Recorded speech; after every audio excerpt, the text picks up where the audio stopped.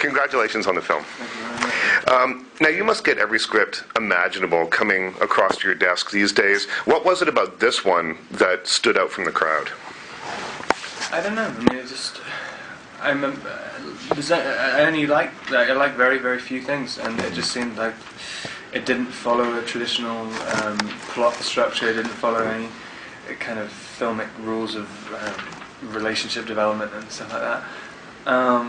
Also, the dialogue seemed really real, and just from the first page, I just sort of connected to it immediately, and it seemed like I only had a short period of time to shoot a movie in between the second and third Twilight films, and it seemed like the perfect thing to do. And just also spending the summer in New York as well, which was right. Nice. There's worse places to be. Yeah.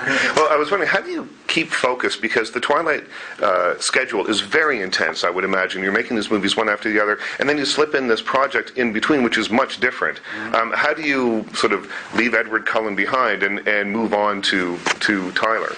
I mean, I was kind of talking to Alan, the director, and Nick, the producer, a lot. As we were approaching the end of shooting New Moon, every night I'd be talking to them about the rewrite of the script, and I went out to New York for a couple of weekends to work on the script and stuff, and because we only had a week and a half or something to do it before I started shooting. Going into that was fine, but it was coming out of that to do Eclipse that was really difficult, because it was so intense to shoot on this as well that I had barely any time to concentrate on the script. Right.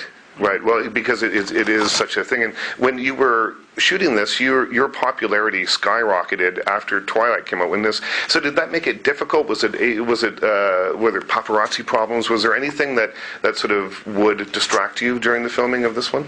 Yeah, I mean, I'd never experienced anything like it. I mean, there were tons and tons and tons of people, because you can't fully shut down streets in New York. Right. And so on the other side of the street, there'd always be like 50 paparazzi and like tons and tons of fans. But the fans are always fine. It's just the paparazzi are a nightmare. I mean, it's just cause as soon as someone's making money out of it, they will stop at nothing. But the fans are just like, we just want to watch it. We'll sort of do whatever people tell us to do. But yeah, I mean, after about the first 2 weeks were a complete eye opener. Mm-hmm. But you eventually get used to it. It's just you kind of just figure out a way to block things out. It becomes your new normal, I guess. Yeah, it still just becomes part of your day at work. Yeah. Right. Robert, thank you so much, and congratulations.